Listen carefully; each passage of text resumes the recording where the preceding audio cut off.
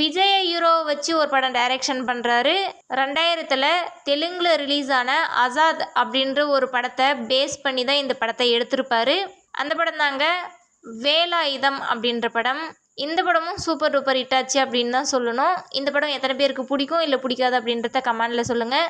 இல்லை இந்த படம் ஹிட்டா இல்லை தோல்வியா அப்படின்றதையும் நீங்கள் கமெண்டில் சொல்லுங்கள். அடுத்த 2015 இவரே சொந்தமாக ஒரு கதையை எழுதி இவருடைய தம்பி ஹீரோ வச்சு நயன்தாராவை ஹீரோயினை வச்சு அரவிந்த் சாமியை வில்லனை வச்சு ஒரு படம் டைரக்ஷன் பண்ணுறாரு. அந்த படம் வந்து சூப்பர் டூப்பர் ஹிட் ஆகுது. தமிழ் சினிமாவில் நிறைய அவார்டுகளையும் வாங்குது. இவர் இதுக்கு முன்னாடி ரீமேக் பண்ண படங்கள்லாம் ஏன்டா நம்ம ரீமேக் பண்ணோம், ஏன் சொந்தமாக நம்ம கதையை உருவாக்கி பண்ணியிருக்கக்கூடாதா அப்படின்ற லெவலுக்கு அவரவே ஃபீல் பண்ண வச்ச படம் அது. அந்த படம் தாங்க தனி ஒருவன் அப்படின்ற படம்.